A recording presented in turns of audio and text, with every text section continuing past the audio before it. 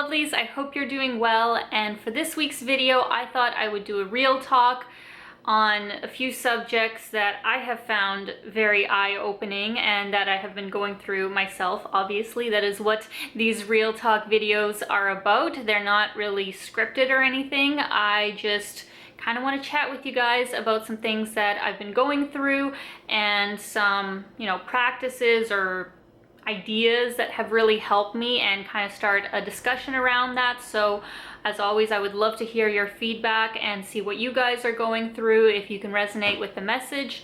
So basically today's video is going to be talking about, are you truly living to the highest vision of your life?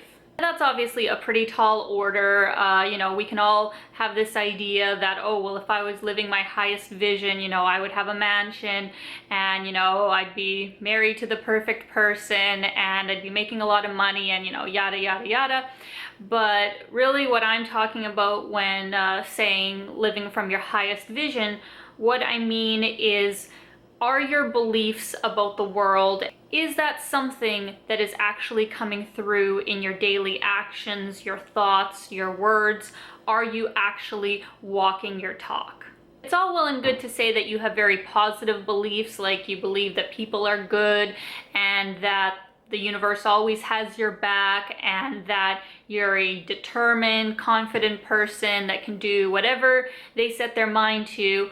But the reality of the situation is that if you're not acting from that kind of place the majority, of the time, then what worth do your beliefs really have? It's like you're associating yourself with something just because it looks good. You don't actually, do what you say you believe in, but you just think it looks good if, you say these things, or that, you're a part of this group, or, people on social media see you this way, but here you are actually doing the exact opposite of what you say you believe in. And this conversation is definitely not coming from a place of like shaming yourself because maybe, let's say, you're totally off course from what you say you believe and what you're actually doing, but more of just a look of clarity to, kind of bridge the gap between, where you are and where you want to be. The operating system where the majority of our habits, our instinctual sort of reactions, and our views on different aspects of life come from something that, of course, yes, has been developed through evolution and some of our earliest experiences, but it is mainly coming from the experiences that we have most often. They say that the older you get, the more set in your ways you become. I think that's definitely true if you are the kind of person that has lived in a very, closed community where everybody more or less thinks the same. You're not really having a lot of, new eye-opening sort of experiences, and you begin to develop this sort of like rhetoric about what you believe the world is and, your place in it and, what's right, what's wrong. And the more that cycle kind of keeps going, it's like that truly becomes your foundation and your sort of, shield against any sort of other new experiences. Even if something new comes into your life that has the potential to change everything for you, if you are that kind of person, more likely than not, you're not even going to see it. There's just too much momentum with what you've already built up, with what you already believe about the world, that new information and new experiences can't penetrate it. It's why that if you're really aware of your life, you might recognize that you're living literally some of the same cycles and the same experiences and the same feelings, especially over and over and over again, because you haven't grown that awareness to realize that, first of all, this is happening. The universe is trying to show you something. And whether you realize it or not, you are the one who's actually enabling that cycle to happen.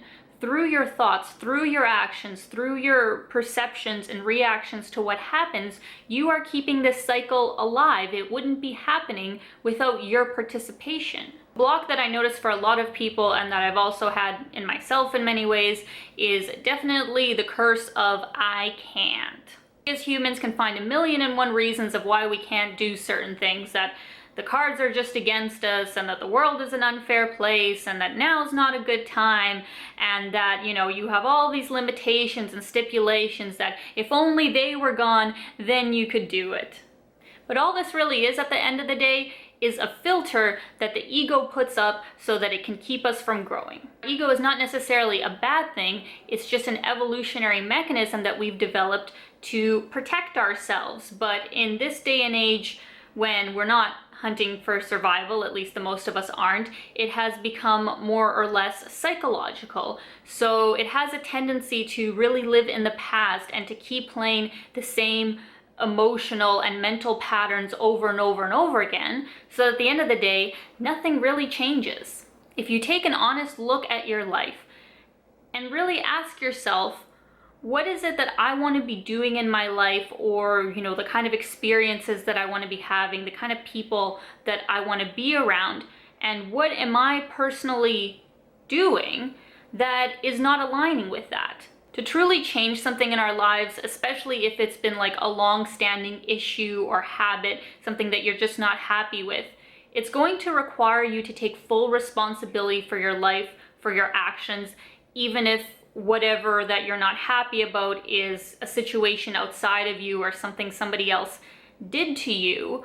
What you have to realize is that when you're viewing the situation that way, you're basically giving your power away. You're saying that this person, this situation, this whatever has the power to make me feel and make me act a certain way, so I'm just gonna, you know, throw my hands up and allow it to just take me wherever dark hole it's going, kicking and screaming. You do not have to live your life this way. You do not have to take on this victim mentality where you feel powerless over everything that's happening in your life and feel at the mercy of, you know, whatever changing wind comes next. By no means can we control everything in the world, and we shouldn't really try to, but what we should focus on is the emotional experience that is going on within us and why we feel the way we do towards whatever is happening.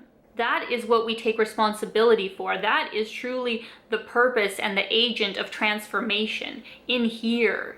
If you're acting out of those negative emotions, that situation that you're trying to fix is going to be tainted with that same kind of energy. Once you can become honest with what's going on in here and get all this more or less straightened out, then the actions that you need to take to make whatever you want possible, they start to come a lot more naturally. If you're trying to make something happen and it feels like there's, you know, a lot of effort, or you feel like there's a lot pushing against you, or that, you know, it's just constantly a struggle, it's because you haven't dealt with what is going on inside of you first. If you have a really big decision to make, really try and take some time for yourself and let it process. Like, let all those emotions come out and, you know, deal with it honestly and openly, and let that charge of all those negative emotions kind of wash away first before you actually choose what your answer is going to be. I had a realization a few weeks ago about a situation that I've been in for a few years now, and of course, you know, looking back on things, we can always pinpoint of like, oh, you know, you should have done this, you should have done that, why didn't you see it then? But I truly believe that things happen for a reason the way they do. You know, it's not just for some kind of result, it's there to teach us a lesson. So it was pretty crazy how I went from having such a firm opinion on the situation, so much so that whenever even friends would like bring it up to me and, you know, tell me that, you know, it wasn't the most ideal, and, you know, ask me why was I putting up with it and why didn't I do something about it, and I would always find reasons to defend it. I truly believe that if something pushes your buttons to such a high degree, and if you find all these emotions of like anger and sadness and doubt coming up whenever somebody brings up something that, you know, you're trying to defend usually, then for sure there is an element of you that agrees with what they're saying. If it was the truth, if you truly believed it to be that way, you wouldn't have to fight so hard to defend it. You know, the truth doesn't need that. The truth is there. The truth is enough. So after about 2 years of defending this sort of what I thought to be truth and what I thought was the right thing, and, you know, my perception of a situation through rose-colored glasses, let's say, I literally woke up, it was a Monday morning, a few weeks ago, and as soon as I woke up, it's not like I even like thought through this process to kind of like make my mind up about it. I literally woke up and it's like my mind had changed. It's like I don't even know exactly where it came from, but my mind was changed. I saw the situation in a completely different light. I wasn't afraid anymore of, you know, taking action, because I think that was definitely one of the factors before. I was really afraid of the repercussions of, you know, making a change, of doing something else, and all of that. Sure, there were maybe some lingerings, but that fear was basically more or less gone, and I knew that I had to act on this new knowledge. I'm so grateful that that kind of clarity came to me, and that I'm now acting from that kind of place, because before, for example, if I had, you know, tried to change the situation when I was still in that very reactive mode, where even talking about the situation made me very emotional and, you know, got me really upset. If I was making an action from that kind of place, more than likely the same situation, the same conditions would appear in the next thing that I tried to do. So if there is something in your life that you want to change, but you have 1,000,001 reasons of why you can't, I want you to change "I can't" to "I won't."